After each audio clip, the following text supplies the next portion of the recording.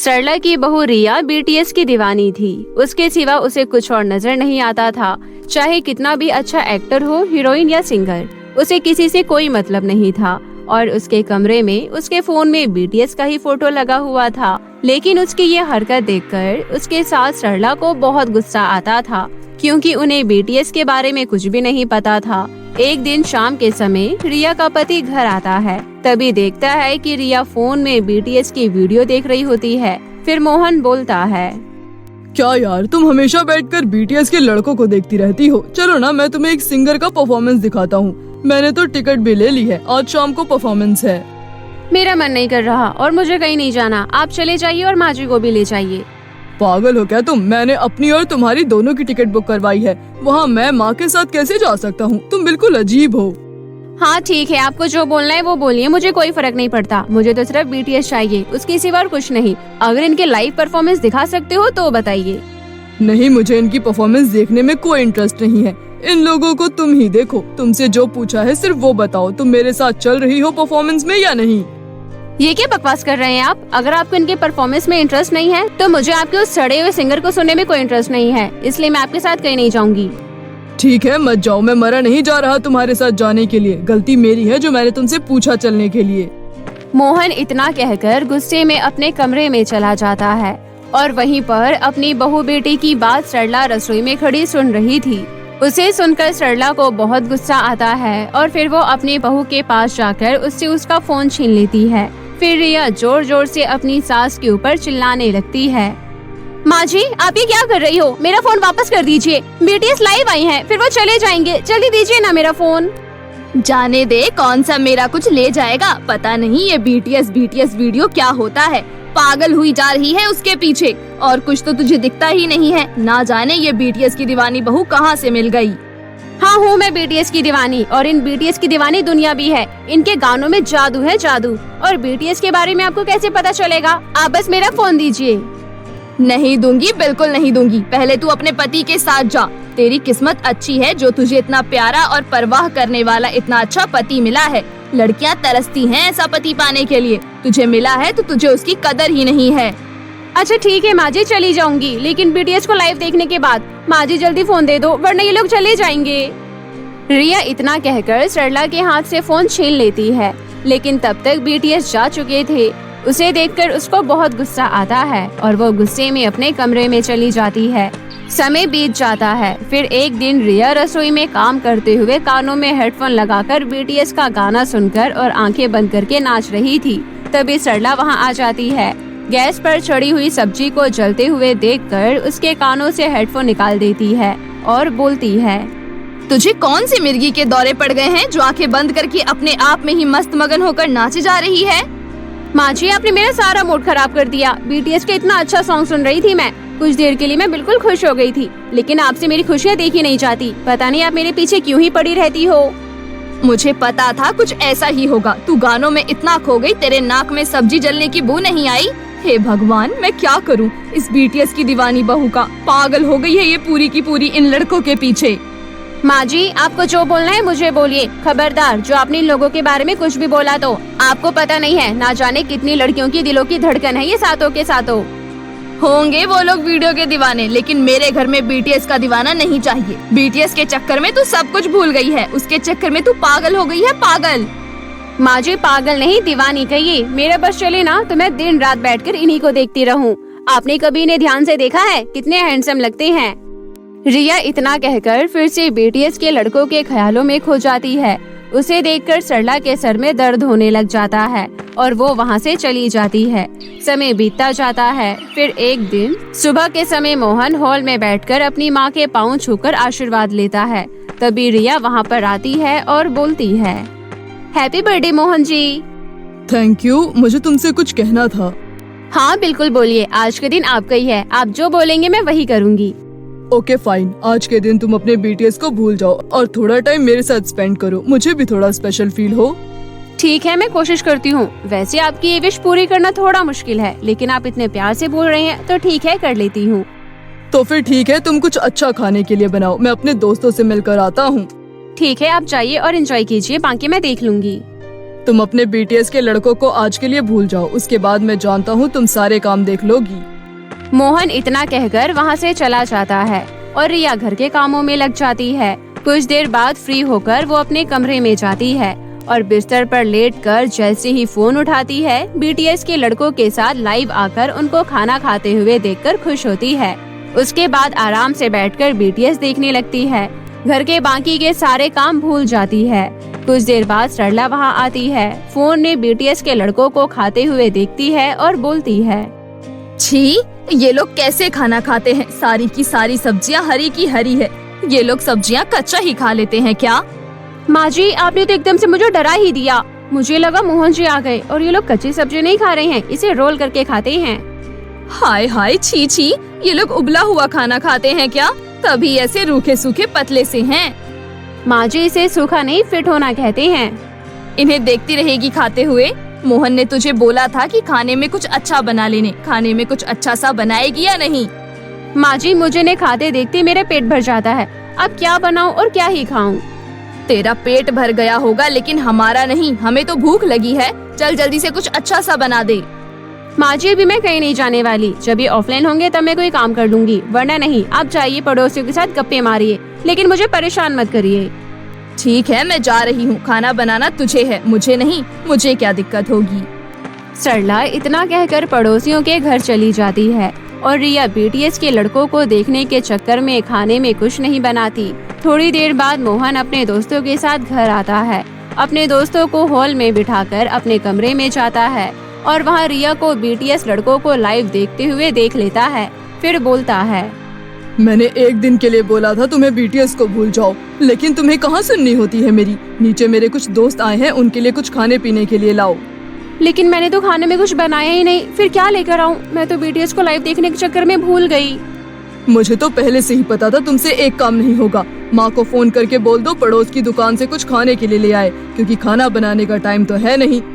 मोहन इतना कहकर अपने दोस्तों के पास चला जाता है और फिर रिया अपनी सास को फोन करके खाने का सामान मंगवाती है। मोहन जैसे ही अपने दोस्तों के पास पहुंचता है, तभी उसकी करिश्मा नाम की फ्रेंड घर में बीटीएस के बड़े बड़े पोस्टर देखकर बोलती है, एक बात बता मुझे मोहन, तेरे घर में बीटीएस का इतना दीवाना कौन है जो घर में इतने बड़े बड़े पोस्टर लगा रखे हैं? करिश्मा और कौन हो सकती है, मेरी पत्नी है। वो बीटीएस की इतनी बड़ी दीवानी है। एक बार बीटीएस लाइव आ जाए तो फिर दुनिया में आग लगे या भूकंप आ जाए और कुछ भी हो जाए, या फिर सुनामी आ जाए या फिर सब कुछ खत्म हो जाए, लेकिन फिर भी वो इधर से उधर नहीं होती। सही है, बीटीएस के बहुत अच्छे लड़के हैं। मेरी खुद की बहन इनकी दीवानी है। उसका भी यही हाल है जो तुम्हारी बीवी का है। वो भी पूरे दिन इन्हीं को देखती रहती है और कहती है एक बार मिलना है इनसे। गलती से भी मत मिलवाना, अभी तो सिर्फ दीवानी है। अगर दोनों मिल गए ना, इनके पीछे पूरी लाइफ बर्बाद हो जाएगी मेरी। बात तो बिल्कुल सही बोली है तुमने मोहन। मोहन और करिश्मा की बात सुनकर उनके सारे दोस्त हंसने लगते हैं। तभी सरला खाने का सामान लाकर सभी को खाने को देती है। फिर रिया मोहन के लिए गिफ्ट लेकर सबके सामने आती है। गिफ्ट देखकर मोहन खुश हो जाता है, लेकिन जैसे ही वो गिफ्ट खोलकर देखता है, उसमें बीटीएस के लड़कों की टी शर्ट और बेडशीट थी। उसे देखकर वो अपना सर पकड़कर बैठ जाता है और बोलता है, ये क्या बात हुई? तुम्हें मुझे गिफ्ट में देने के लिए बीटीएस से जुड़ी हुई चीज ही मिली थी। वाह माँ, मैं क्या करूँ आपकी इस बीटीएस की दीवानी बहू का। मोहन की बात सुनकर वहाँ पर बैठे हुए सभी लोग हंसने लगते हैं और इस तरह से रिया की बीटीएस की दीवानगी उसके ससुराल वालों के साथ साथ उसके पति के दोस्तों को भी पता चल जाती है और वो लोग अपना खुशी खुशी जीवन व्यतीत करने लगते हैं। एक समय की बात है, ज्योति भोपाल नाम के एक छोटे शहर में रहा करती थी।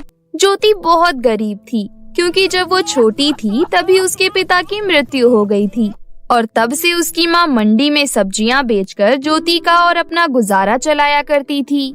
ज्योति की माँ सुगंधा सब्जियां बेचकर ज्यादा पैसे नहीं कमा पाती थी, लेकिन वो हमेशा ये कोशिश करती थी कि वो ज्योति को एक अच्छा जीवन दे सके। इसलिए वो जैसे तैसे पैसे बचाकर उसे अच्छे स्कूल भी भेजा करती थी। ज्योति समझदार थी और अपनी माँ की हालत समझती थी, इसलिए वो भी कभी अपनी माँ से फालतू की जिद नहीं किया करती थी। ऐसे ही एक दिन, क्या हुआ ज्योति? मैं देख रही हूँ जब से तू स्कूल से आई है तब से किसी सोच में पड़ी है। माँ, कल प्रेरणा का बर्थडे है। उसने मुझे अपने बर्थडे पर इनवाइट किया है। आप तो जानती हैं वो बहुत अमीर है और उसका घर भी बहुत बड़ा है। मैं जानती हूँ उसके घर पर सभी लोग बहुत अच्छे से तैयार होकर आएंगे, पर मेरे पास तो एक भी ढंग की फ्रॉक नहीं है। मुझे समझ नहीं आ रहा कि मैं कल कैसे वहाँ जाऊँ। माँ, क्या आप मुझे एक नई फ्रॉक दिला सकती हैं? मुझे माफ कर दे मेरी बच्ची, तू तो जानती ही है मैं जो कमाती हूँ वो सब इस घर और स्कूल की फीस में निकल जाता है। मेरे पास तो जोड़ने के लिए भी एक पैसा तक नहीं बचता। पर तू चिंता मत कर, मैं धीरे धीरे करके कुछ पैसे जोड़ लूंगी और एक दिन तुझे तेरी पसंदीदा फ्रॉक दिला दूंगी। लेकिन कल के लिए तू अपने पहले वाले कपड़े ही पहनकर चली जा। ज्योति कुछ नहीं कहती और अगले दिन अपने पुराने कपड़े पहनकर प्रेरणा के बर्थडे पार्टी में चली जाती है। जब प्रेरणा की सहेलियां ज्योति को पुराने कपड़ों में देखती हैं, तो वो उसका मजाक बनाने लग जाती हैं। अरे प्रेरणा, तूने इस फटीचर ज्योति को भी अपने बर्थडे में बुला लिया। देख कैसी भिखारी जैसे बनकर आई है।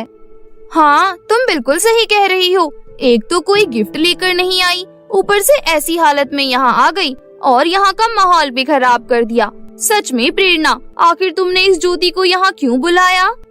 अरे यार, तुम दोनों तो जानती हो मुझे स्कूल का काम या होमवर्क करना बिल्कुल भी पसंद नहीं है और ज्योति को ये सब करने में बहुत मजा आता है। इसलिए मैंने इसे अपने साथ रखा है ताकि ये मेरा होमवर्क और बाकी काम कर सके, और इसी वजह से दया खाकर मैंने इसे आज अपने बर्थडे पर बुलाया है। वरना इस जैसे गरीब लोग तो मुझे फूटी आंख नहीं सुहाते। प्रेरणा, जब तुम मेरी दोस्त बनने आई थी तो मुझे लगा था कि तुम बाकी अमीर लड़कियों जैसी नहीं हो। तुम्हारे अंदर दिल है और एक इंसान को परखने की क्षमता है, पर मैं गलत थी। तुम तो मुझे अपना पालतू जानवर बनाने आई थी जिससे तुम जब चाहो काम करवा सको। सच में तुमसे ये उम्मीद बिल्कुल भी नहीं थी मुझे। ऐसा कहकर ज्योति आंखों में आंसू लिए अपने घर आ जाती है। ज्योति को ऐसे रोते हुए देखकर सुगंधा पूछती है, क्या हो गया बेटा, तू तो बर्थडे पार्टी में गई थी, फिर इतनी जल्दी कैसे आ गई और ऐसे रो क्यों रही है? ज्योति अपनी माँ को सारी बात बताती है। माँ, आखिर हम गरीबों के साथ ऐसा क्यों होता है? क्यों ये अमीर लोग हमें अपने पैरों की जूती समझते हैं? क्या हमारे अंदर दिल नहीं होता? क्या हमारे अंदर जज्बात नहीं होते? और ये तो फिर भी इंसान है। आखिर भगवान हमारे साथ इंसाफ क्यों नहीं करता? क्यों वो हम गरीबों को हमेशा तकलीफ में रखता है? ऐसा नहीं कहते बेटा, भगवान के घर देर है अंधेर नहीं। वो सब कुछ देखता है और समय आने पर अपना कमाल भी दिखाता है। तू चिंता मत कर, बस भगवान पर भरोसा रख, एक दिन सब ठीक हो जाएगा। ज्योति अपनी माँ की बात मानकर शांत हो जाती है।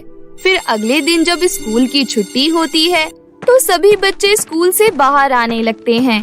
तभी दो छोटे छोटे गरीब बच्चे प्रेरणा और उसकी सहेलियों के पास आते हैं। दीदी हमें खाने के लिए कुछ दे दो, हमें बहुत भूख लगी है। हमने 3 दिन से कुछ नहीं खाया, यहाँ तक कि हमने जिससे खाना मांगा उसने हमें मार पीट कर भगा दिया। कृपया करके आप हमारी मदद कीजिए। तुम जैसे भिखारियों को स्कूल के बाहर बैठने की परमिशन किसने दी? मुझे स्कूल के अथॉरिटी से कंप्लेन करनी पड़ेगी कि ऐसे बच्चों को यहाँ आसपास भटकने ना दे। चलो निकलो यहाँ से। प्रेरणा, तुम ऐसा कैसे कह सकती हो? ये बेचारे 2 छोटे बच्चे तुमसे खाना मांग रहे हैं और तुम इन्हें अपना भाषण सुना रही हो। तुम तो इतनी अमीर हो फिर भी ऐसा व्यवहार कर रही हो। अगर तुम इन्हें कुछ दे दोगी तो तुम्हारा क्या बिगड़ जाएगा? बच्चों, ये लो, मेरे पास 20 रुपए पड़े हैं, तुम इनसे कुछ खरीद कर खा लेना। वो दोनों बच्चे बहुत खुश हो जाते हैं और खुशी खुशी वहाँ से चले जाते हैं। ये देखो, एक भिखारी दूसरे भिखारी की मदद कर रहा है। ज्योति ये सब सुनती तो है, पर वो प्रेरणा की सहेलियों की बातों पर ध्यान नहीं देती और घर आने लगती है। प्रेरणा और ज्योति के घर का रास्ता एक ही सड़क से होकर गुजरता था, इसलिए दोनों को एक साथ आना पड़ता था। वो दोनों घर आ ही रही होती हैं कि तभी ज्योति की नजर जमीन पर घायल पड़े एक कुत्ते पर जाती है। उस कुत्ते की पीठ पर बहुत बड़ा जख्म था और उस जख्म के आसपास मक्खियां भिनक रही थीं। हे भगवान, ये बेचारा कुत्ता कितनी तकलीफ में है। लगता है कोई गाड़ी वाला इसके ऊपर से गाड़ी चलाकर चला गया है, तभी इसे इतनी चोट आई है। मुझे इसे पास के पशु चिकित्सालय में पहुंचाना होगा, नहीं तो ये यहाँ पड़े पड़े ही मर जाएगा। ऐसा कहकर ज्योति उस कुत्ते को अपनी गोद में उठा लेती है, जिसे देखकर प्रेरणा कहती है, ज्योति, ये तुम क्या कर रही हो? ये कुत्ता कितना गंदा है, इसके ऊपर मक्खियाँ भिनक रही है और इसमें से बदबू भी आ रही है। उसके बावजूद भी तुमने इस कुत्ते को गोद में उठा लिया। शायद तुम्हारे अंदर दया नाम की चीज नहीं है, पर मैं ऐसी बिल्कुल भी नहीं हूँ। मैं किसी को तकलीफ में नहीं देख सकती और ये बेचारा तो बहुत तकलीफ में है। ऐसा कहकर ज्योति उस कुत्ते को वहाँ से ले जाने लगती है कि तभी वो कुत्ता एक बहुत ही सुंदर परी में बदल जाता है। सच में ज्योति, जैसा मुझे रानी परी ने बताया था, तुम बिल्कुल वैसी ही हो। मैं तारा परी हूँ। मुझे यहाँ रानी परी ने तुम्हें 3 जादुई फ्रॉक की नदी के पास लाने के लिए भेजा था, परंतु उससे पहले मैं तुम्हारी परीक्षा लेना चाहती थी। सच में तुम मेरी परीक्षा में अव्वल आई हो। तुम्हारे अंदर दया भावना कूट कूट कर भरी है। सच में तुम्हारा दिल बहुत बड़ा है। आओ, मैं तुम्हें जादुई 3 फ्रॉक की नदी के पास ले चलूं। अरे, इस जादुई 3 फ्रॉक की नदी के बारे में तो मैंने भी सुना है। यहाँ जाकर तो लोग अमीर हो जाती हैं। मुझे भी यहाँ जाना चाहिए। ये सोचकर प्रेरणा ज्योति को इशारा करती है कि उसे भी उसके साथ जाना है। इसलिए ज्योति परी से कहती है, परी जी, मैं बहुत खुश हूँ कि आप मेरी मदद करना चाहती हैं, परंतु मैं चाहती हूँ कि आप मेरे साथ मेरी सहेली प्रेरणा को भी वहाँ ले चलें। ठीक है, मुझे कोई एतराज नहीं है, परंतु एक बात का ध्यान रखना। अगर वहाँ पर किसी ने भी किसी भी तरह का लालच किया तो वो उस पर भारी पड़ जाएगा। इसके बाद परी ज्योति और प्रेरणा को लेकर जादुई 3 फ्रॉक की नदी के पास पहुँच जाती है। ज्योति, ये जादुई 3 फ्रॉक की नदी है। इन तीनों जादुई फ्रॉक की नदी को रानी परी ने बनाया है और रानी परी ने ही तुम्हारे अच्छे कर्म देखकर तुम्हें यहाँ लाने को कहा था। वो थोड़ी ही देर में यहाँ आती होगी और वो आकर तुम्हें इन तीनों नदियों के बारे में बताएगी। ठीक है तारा परी। वो लोग थोड़ी देर इंतजार करते हैं और फिर थोड़ी ही देर में रानी परी वहाँ आ जाती हैं। तुम दोनों का यहाँ पर स्वागत है। मैं रानी परी हूँ और मैंने ही इन तीनों जादुई फ्रॉक की नदियों को बनाया है। मैं तुम दोनों को एक एक करके तीनों नदियों के बारे में बताऊंगी। उसके बाद तुम्हें इन तीनों नदियों में से एक नदी को चुनना होगा। इसमें से सबसे पहली नदी जादुई सोने की फ्रॉक की नदी है। अगर तुम इसे चुनती हो तो तुम्हें जादुई सोने की फ्रॉक मिलेगी, जिसकी मदद से तुम्हें हजारों लाखों का सोना प्राप्त हो सकता है। और ये दूसरी नदी, ये किस चीज की है? ये दूसरी नदी जादुई चांदी की फ्रॉक की नदी है। अगर तुम इस नदी को चुनती हो तो तुम्हें धन दौलत के साथ साथ इच्छा पूर्ति चांदी की प्राप्ति भी मिलेगी।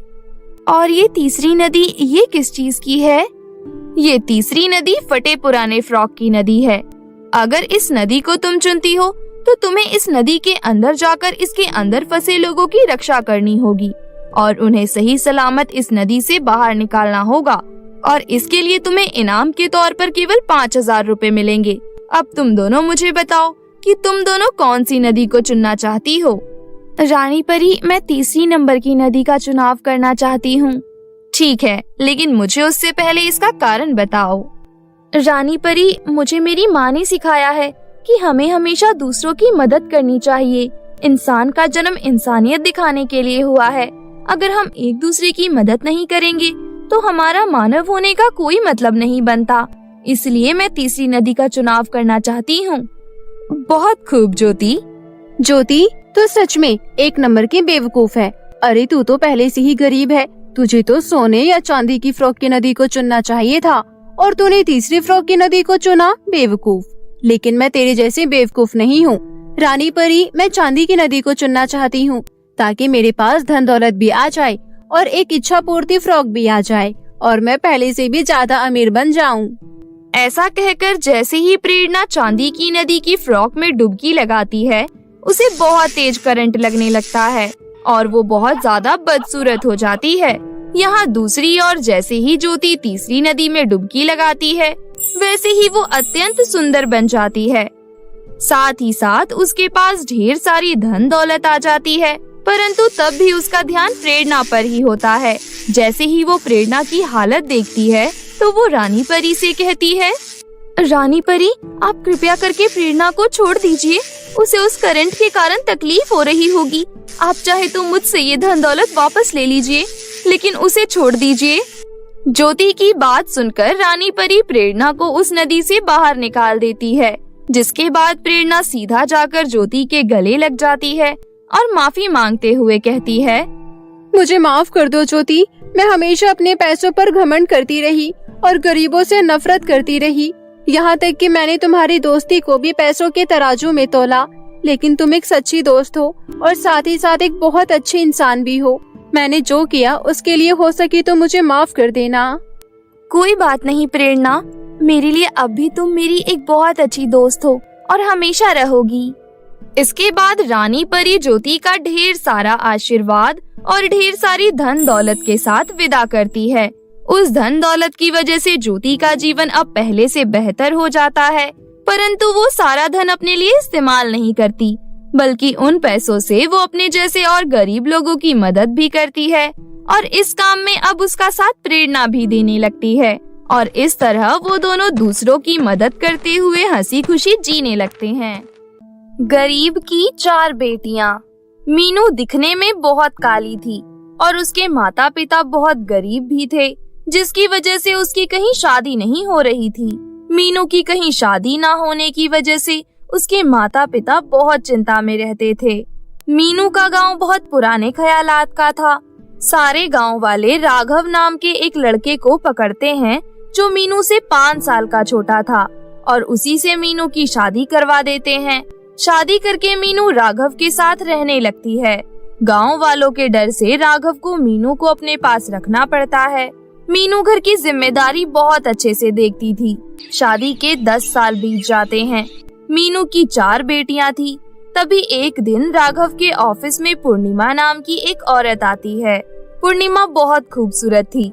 उसे देखकर राघव अपने मन में सोचता है, ये औरत कितनी खूबसूरत है और एक मेरी बीवी, उसे तो अपने साथ कहीं बाहर ले जाने का भी मन नहीं करता है। सोचा था एक बेटा हो जाएगा तो ठीक रहेगा, लेकिन बेटियां हो गई वो भी 4। इससे शादी करके तो मैंने अपनी जिंदगी नर्क बना दी है। काश मेरी शादी ऐसी ही किसी लड़की से होती। राघव को पूर्णिमा पहली नजर में ही भा जाती है। कुछ दिनों बाद राघव पूर्णिमा के पास जाता है। हेलो, आपने हमारा ऑफिस ज्वाइन किया है, लेकिन अभी तक हम दोनों ने कोई बात नहीं की है। हाँ, बहुत काम रहता है ना। और अपने बारे में कुछ बताओ, घर में कौन कौन है? कोई नहीं, मैं अकेले रहती हूँ। अच्छा, आपकी अभी तक शादी नहीं हुई है क्या? हुई थी, लेकिन मैंने तलाक ले लिया। उसकी उम्र मेरे से काफी बड़ी थी। वो तो घर वालों के कहने पर मैंने शादी कर ली, लेकिन उसके साथ रहकर मुझे बिल्कुल अच्छा नहीं लगता था, तो आखिर में मैंने तलाक ले लिया। अब मैं खुद काम करके गुजारा करती हूँ और अपनी खुशी से रहती हूँ। राघव और पूर्णिमा आपस में काफी देर तक बातें करते हैं। घर आकर राघव सोचता है, अरे वाह, पूर्णिमा ने अपने पति से तलाक ले लिया है। ये अच्छा मौका है, मुझे बात बढ़ानी चाहिए। अगर उसने शादी के लिए हाँ कर दिया तो मीनू और उसके 4 बेटियों को धक्के मारकर घर से बाहर निकाल दूंगा। वैसे भी ये मेरे पसंद की शादी नहीं है, जो मुझे अफसोस होगा। कुछ दिनों बाद राघव पूर्णिमा को शादी के लिए प्रपोज कर देता है। पूर्णिमा शादी के लिए हाँ कर देती है। दोनों शादी करके घर आते हैं। दोनों को देखकर मीनू बहुत हैरान हो जाती है। ये क्या किया आपने?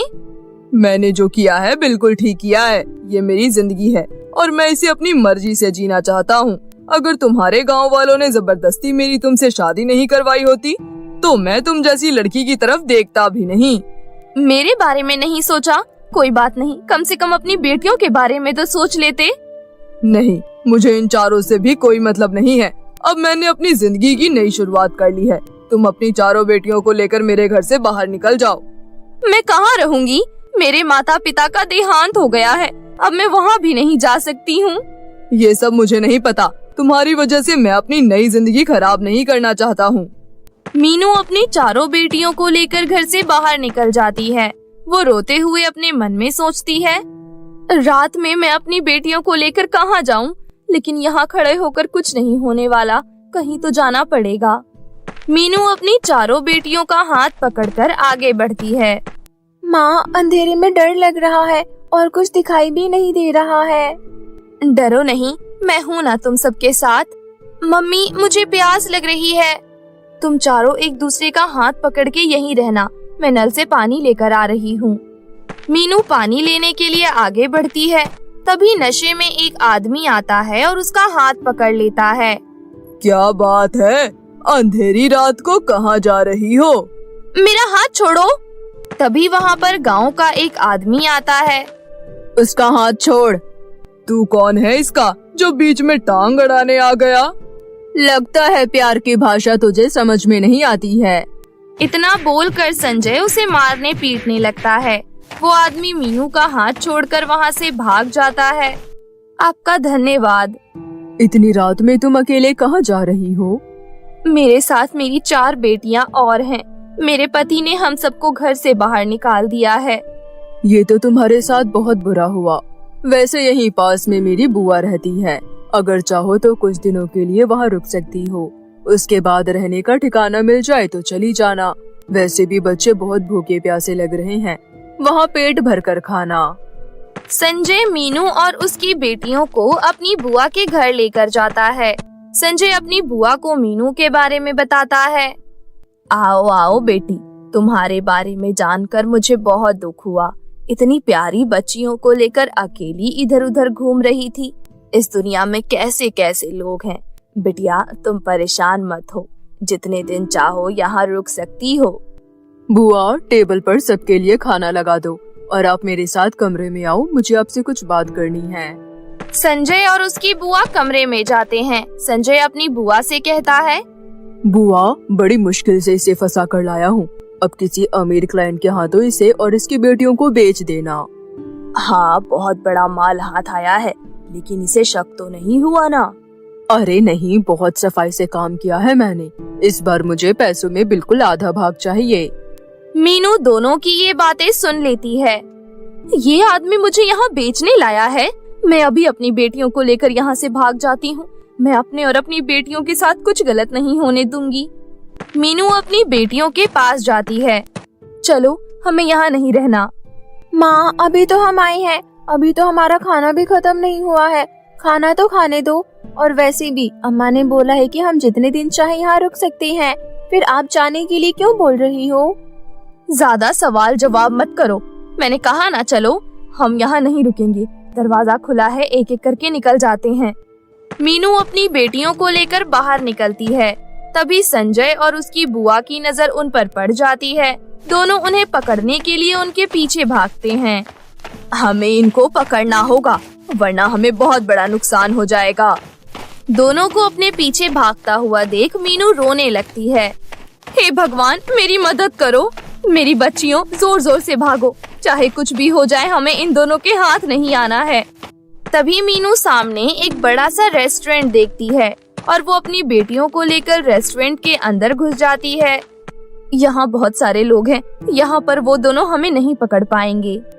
मीनू और उसकी बेटियों को रेस्टोरेंट के अंदर घुसते हुए देख संजय बोलता है, बुआ, अब ये हमारे हाथ से निकल गई है। अगर हमने रेस्टोरेंट में जाकर इसे पकड़ा तो वहाँ के मालिक पुलिस को बुलाकर हमें जेल भिजवा देंगे। उसके बाद दोनों वहाँ से चले जाते हैं। दोनों को जाते हुए देख मीनू अपनी बेटियों को लेकर रेस्टोरेंट से बाहर निकल जाती है। आज मेरे साथ बहुत बड़ी अनहोनी होने से बच गई। अभी फिलहाल मैं यहीं सड़क पर रुक जाती हूँ। उसके बाद मीनू अपनी बेटियों को लेकर वहीं सड़क के कोने में बैठ जाती है। अगले दिन एक अमीर औरत उस रास्ते से गुजर रही थी। वो मीनू और उसकी चारों बेटियों को सड़क के कोने बैठे हुए देखती है। उसे उन पर बहुत तरस आता है। ये औरत अपनी बेटियों को लेकर सड़क पर क्यों बैठी हुई है? मुझे इससे बात करनी चाहिए। उसके बाद वो औरत मीनू के पास जाती है। तुम यहाँ पर अपनी बेटियों को लेकर क्यों बैठी हो? मेरे पति ने दूसरी शादी कर ली है और मुझे बेटियों के साथ घर से बाहर निकाल दिया है। मुझे समझ नहीं आ रहा कि मैं कहाँ रहूं और कैसे अपना गुजारा करूं। वो औरत अपने मन में सोचती है, इसके साथ तो बहुत बुरा हुआ है, मैं इसकी मदद जरूर करूंगी। उसके बाद वो औरत मीनू से कहती है, मेरा खुद का एक बड़ा सा रेस्टोरेंट है। मैं तुम्हें अपने रेस्टोरेंट में काम देती हूँ और जब तक तुम्हें किराए का घर ना मिल जाए तब तक तुम मेरे साथ मेरे घर में रहना। आपका बहुत बहुत धन्यवाद। उसके बाद वो औरत मीनू और उसकी बेटियों को अपने साथ अपने घर लेकर जाती है। वो औरत अमीर होने के साथ साथ बहुत नेक दिल भी थी। अगले दिन से मीनू उसके रेस्टोरेंट में काम करने लगती है। कुछ दिनों बाद मीनू को किराए का घर भी मिल जाता है और वो अपनी बेटियों के साथ किराए के घर में रहने लगती है और रेस्टोरेंट में काम करके गुजारा करने लगती है। वहीं दूसरी तरफ पूर्णिमा ने राघव को छोड़ दिया था। एक दिन मीनू रेस्टोरेंट से घर लौट रही होती है, तभी वो पूर्णिमा को देखती है। पूर्णिमा भी मीनू को देखती है और उसके पास आती है। तुम राघव की बीवी हो ना, जिसे मेरे आने के बाद उसने छोड़ दिया था? हाँ, लेकिन मुझे अब इस बात का कोई अफसोस नहीं है। अच्छा हुआ उसने मुझे छोड़ दिया। वैसे भी वो कभी मेरे से सही से बात तक नहीं करता था। अब मैं अपनी बेटियों के साथ अच्छे से जीवन गुजार रही हूँ। मैं इतना कमा लेती हूँ कि मेरी बेटियाँ अच्छे अच्छे स्कूल में पढ़ती हैं। बहुत अच्छी बात है ये तो। वैसे मैंने भी उस आदमी को छोड़ दिया है। अच्छा, लेकिन क्यों? बहुत अजीब था वो, हर बात पर रोक टोक करता था। मैं आजादी से रहना पसंद करती हूँ, इसलिए मैंने उसे छोड़ दिया। जब मैंने उसे तलाक दिया तो तुम्हें याद कर रहा था, लेकिन मैंने उसे बोल दिया कि उसके जैसा घटिया आदमी कभी किसी अच्छी औरत के साथ टिक ही नहीं सकता है। अच्छा, अब मैं चलती हूँ। मीनू को राघव के लिए बुरा लगता है, लेकिन उसे वो सारी बातें याद थी जो राघव ने उसके साथ किया था, इसलिए वो राघव के पास दोबारा नहीं जाती। मीनू अपनी चारों बेटियों के साथ हंसी खुशी जीवन व्यतीत कर रही थी।